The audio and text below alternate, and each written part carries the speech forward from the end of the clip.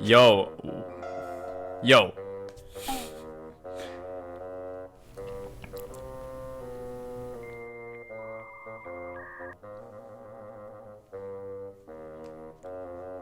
Yo, what the fuck is up, YouTube? Here we are back at it again, but this time with something a little different. We're gonna spice it up a little bit with the Q&A. I asked you guys last week on Twitter about any questions you guys had for me, and I got like 500 responses. It was insane. The support was crazy. Really appreciate that stuff. Without further ado, let's get right into it. All right, the first question, it's coming from Auntie Greaves, and it's saying, you and Acadian have always seemed like the tightest of bros. I've always enjoyed watching the two of you duo in stream. How did you two get to know each other? The story between me and Acadian goes way back. I want to say like 7 years ago, we played in a very like amateur team called the Monster Kittens. And he was a top laner back then. He was like a Tryndamere one trick, and I was the mid laner. It was an interesting time because I feel like Acadian was kind of like a bit more established than me. I wasn't really as good as him, or like I wasn't in the scene very long. It was like one of my first teams, and he was like pretty well known, and he honestly, he was popping off like every game, so he wasn't on my team for very long. He kind of left us in the dirt and just went to a better team like pretty fast. After I met him for the first time, like we were mutual friends, but we weren't much more than that until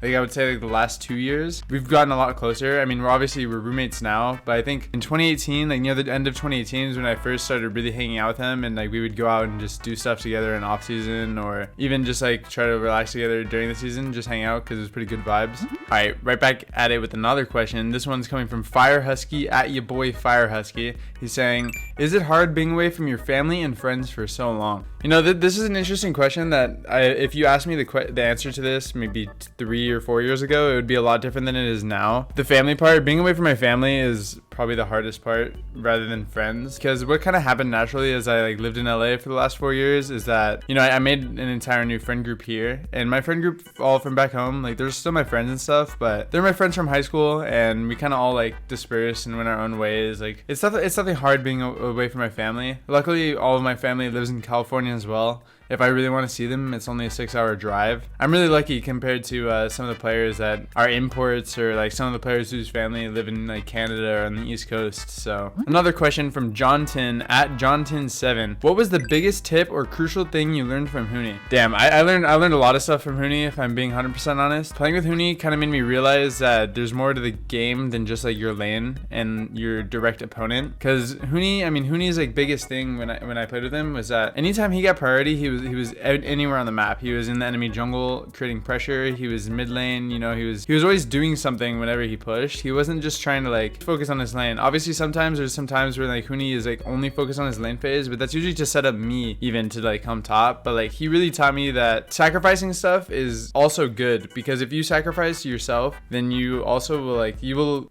hopefully if you're sacrificing yourself correctly, you're gonna assist your teammates and make them get ahead. Huni has this very interesting way of doing it where he's just like always pushing it to the limit. This is a huge question, but Mama Damonte at Mama Damonte, hit her with a follow on Twitter if you haven't already, asked me, question, when are you coming home to visit your mom? With 1.3 thousand likes. I think that was the biggest banger my mom ever tweeted, not gonna lie. But you know, Mom, I'm coming home. As soon as the season is over, I'll make sure I gotta come visit home. I gotta come visit Dublin, you know, take my mom out to a nice steak dinner, assuming everything's open and coronavirus has not wiped out the entire society yet. But yeah, I'll be there, Mom. I gotta quarantine myself first. All right, I love you.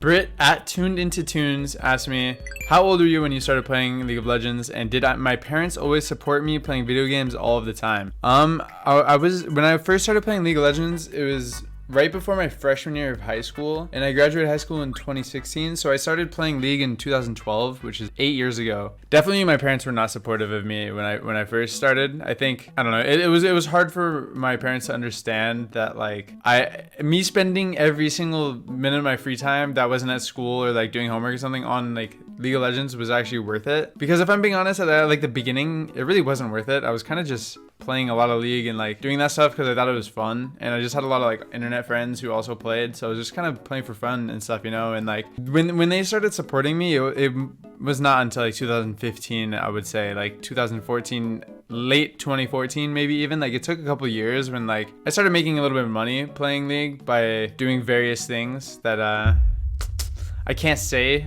because, you know, I'm an LCS player and I definitely didn't do those things back then, but like I might have done those things. I just can't say it, I don't think. you know, and that's how I got some money. And then I showed my mom my PayPal account or something, and she's like, oh, you're making some money playing League. And then I kind of use it as like a job almost. It was kind of my job to play League for a bit in high school, and I bought myself Chipotle like all the time, and then I got fat, and then yeah. But now it's just like, I mean, of course, my parents support me a lot. I mean, I make pretty good money doing what I do. I like doing what I do. I'm kind of living my dream. You know, I kind of worked for this for a long time and I made it. So of course, they support me now. At Savvy asked me, in what time zone is Tanner time? Dude, okay. I'm gonna be honest, my editor picked this one out and I can't believe you, because this question, I don't know, I feel like I'm forced to answer this question every single day in my stream. They're always just like, oh, what time is it, bro? And I'm just like, God damn it. I love the meme, if I'm being honest. Like, I'm glad it happened. It was pretty cool. But in what time zone is Tanner's time? Dude, there's no time zone, man. Tanner time is worldwide.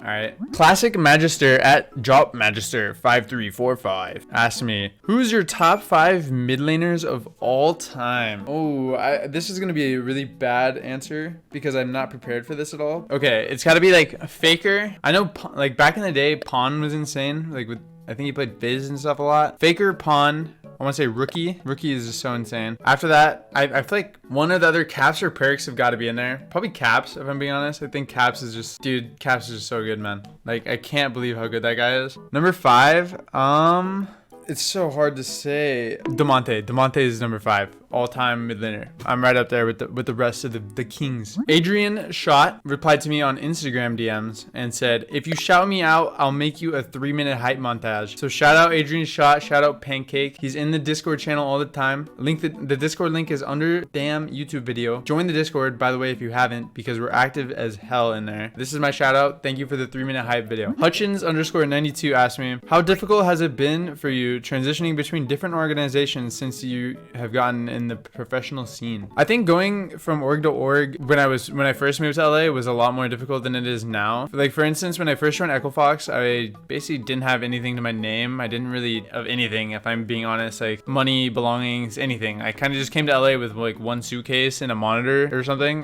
Maybe not even a monitor. I don't know. EchoFox probably just gave me it. You know, when I had to go from EchoFox to Clutch Gaming, it was kind of difficult because I didn't have my own apartment or anything. I just had to rely on Clutch Gaming for almost everything. Luckily, Clutch Gaming helped me find an apartment, which I'm actually still in right now. This apartment is the one that they helped me find. I pay for it. So yeah, I'm like thankful that I have like my own space now, my own stuff, and I'm kind of an adult. Feels pretty good. Ethan asked me, do I have a pre-match ritual? I do have like my own little thing that I do before every match. Okay, I mean, I can take you through it. This is a daily thing, but I always take my vitamins. I got vitamin D here, fish oil here. This is an everyday thing. This isn't a match thing. I got the multivitamins right here. I'm not sponsored, by the way. And then I have probiotics, but they're out of the case right now. These are probiotics. I take those every day all the time. Those are my vitamins that I'll wake up. I'll usually coffee straight into shower. I like this combo because it kind of makes me hype for the shower. And usually I will listen to dubstep in the shower, something to get me hype, some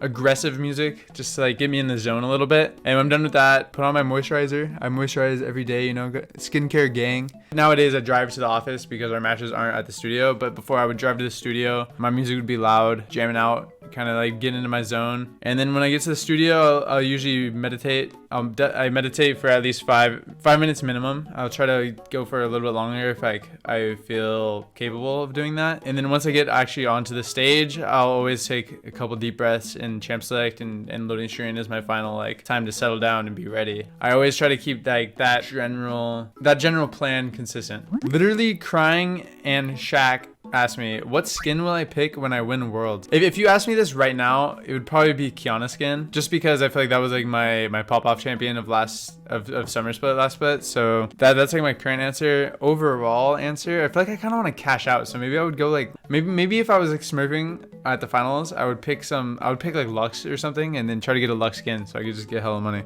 Lucas Schoolball asked me, happiest moment / memory from the last year? 100% hands down, it was when we qualified for Worlds in Clutch Gaming.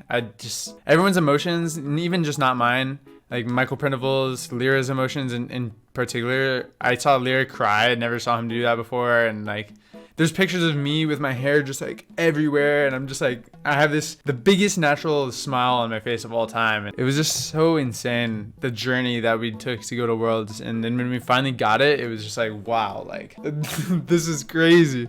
All right, boys, that's gonna do it for the Q&A. I'm talking with my hands like this, but either way, I'm kind of rapping now. Oh, yay. All right, I can't do that. But thanks for watching the Q&A. Remember, I'm streaming semi-consistently, always like 3 to 4 days a week, early in the week on twitch.tv/Damonte. All the links will be under the YouTube video right here. My Discord's in there. You know, come in there, come talk to me, come hang out. Thanks for watching, and make sure to like and subscribe.